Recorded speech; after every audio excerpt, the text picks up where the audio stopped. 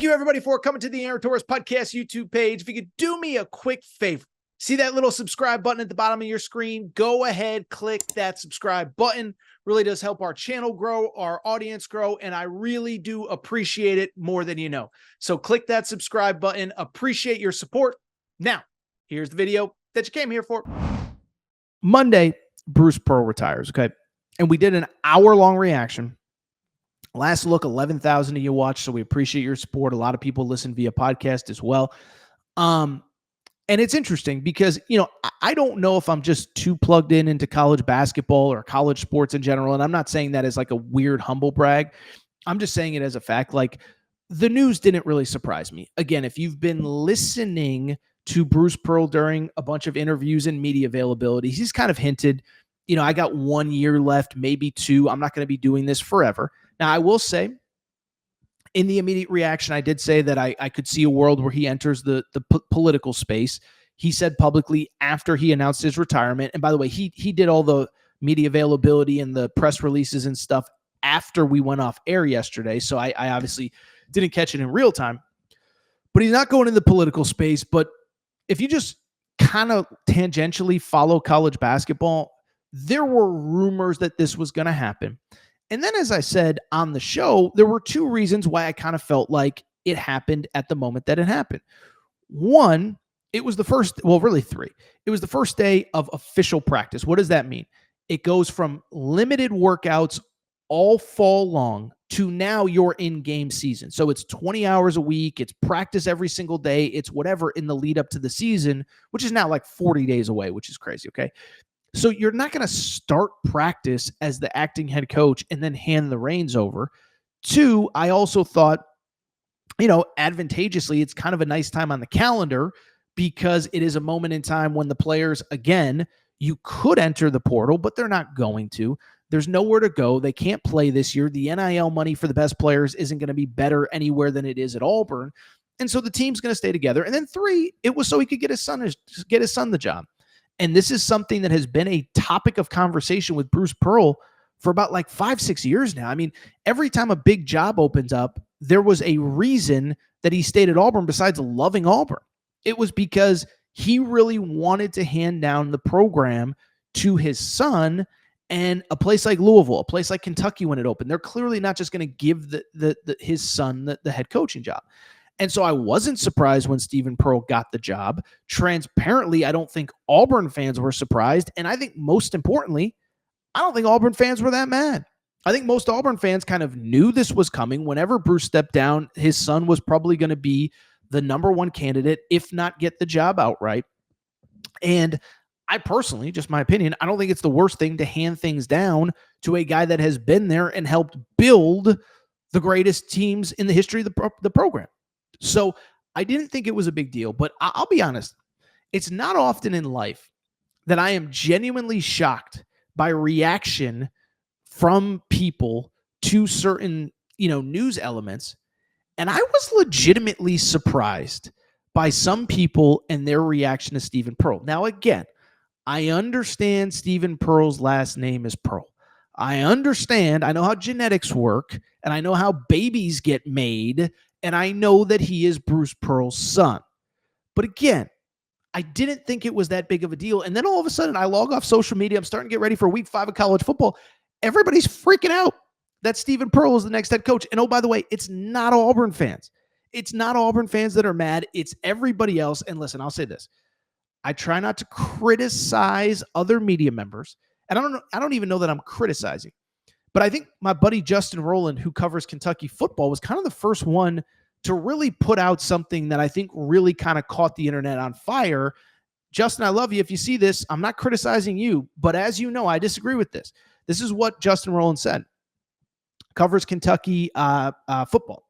He says, Pearl's son is a 38-year-old who worked as a medical sales rep for years until he took up coaching in 2017. Only ever coached under his dad. I'm sure it's the best hire for Auburn.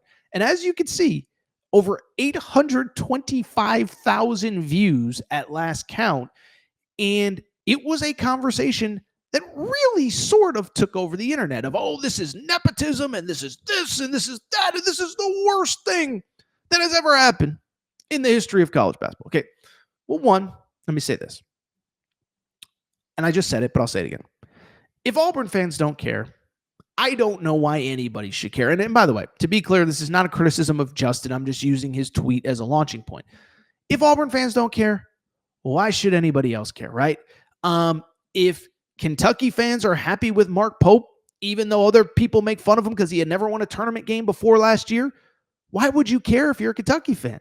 You know, if I'm a UConn fan, which I am, and everyone's criticizing Dan Hurley for yelling at refs, and I'm a UConn fan, I don't really care what a Louisville fan thinks, what a Tennessee fan thinks, what a Creighton fan, a Xavier fan thinks about my coach's behavior. What I'm thinking is, that's my coach. I freaking love him. And it's the same here. If Auburn fans don't care, I don't know why other people should. But also, like this notion that it's some preposterous hire, I don't get it. I don't get it. Okay, first of all, just fact check. Stephen Pearl has been with Bruce Pearl since 2014. Actually started as an assistant strength and conditioning coach. So you can't say that this guy hasn't earned his stripes. He's been there from the beginning at Auburn, started as an assistant strength and conditioning coach. Listen, if Bruce Pearl got the job in 2014, Stephen Pearl gets on staff in 2022 as the associate head coach with no coaching experience and gets the head coaching job in 2025, that is a lot different than the path that was taken by Stephen Pearl. He's been in coaching since 2014. He's been with Auburn basketball since 2014. By the way, John Shire got to Duke in 2013. By 2021, he was the interim head coach with zero head coaching experience anywhere else. Hubert Davis got to North Carolina a couple years before Roy Williams. I know he played in the NBA, zero head coaching experience. Red Autry at Syracuse, hired from within, zero head coaching experience. So I'm supposed to get mad that it's happening at Auburn? But here's the counter to all that. Stephen Pearl's resume is actually as impressive, if not more impressive, than all of them. Because at minimum, he's been there as long or longer when he actually got the job. And two, he was there during the greatest years in the history of the program. And so Justin and I went back and forth a little bit on Twitter. And again, I have respect for Justin. This is not necessarily a criticism of him, but he said something to the effect of like, well, that's clearly not the resume of a guy who would normally get the job at Auburn. And I'm like, the resume? You mean the lead assistant for the greatest run in the history of the program? That's actually by definition, quite literally the resume that virtually every great assistant has before they get a head coaching job. Now, I understand.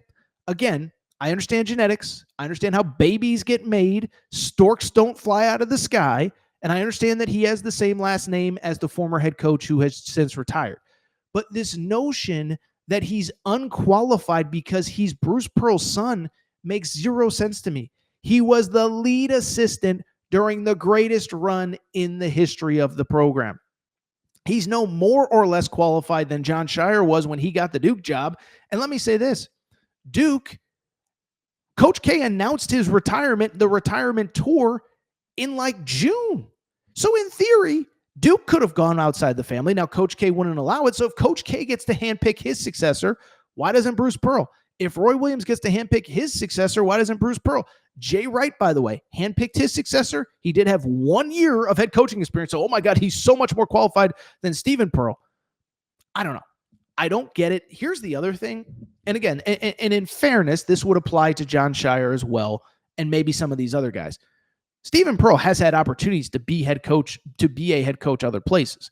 Now, why he decided not to, was it solely because he knew when his dad left, he was going to get the job? That's something probably only people with the last name Pearl truly know. But he had opportunities to go other places. John Shire, by the way, interviewed at UNLV, interviewed at DePaul, almost got the DePaul job. I know that for a fact. But it doesn't change the fact that he had never been a head coach when he got maybe the most prestigious job in all of college basketball. So again, it's just weird to me how mad people got. And it wasn't just Justin. It was just the reality. It was just surprised. Like, okay, dude's in his late 30s. It's not like he's 24 years old. In his late 30s, was the lead assistant during the greatest run in the history of the program. And oh, by the way, in September, you're not conducting a national coaching search. Now, again, I'm sure that's part of the reason that Bruce Pearl waited until September 22nd to announce his retirement rather than doing it on April 22nd when he easily could have.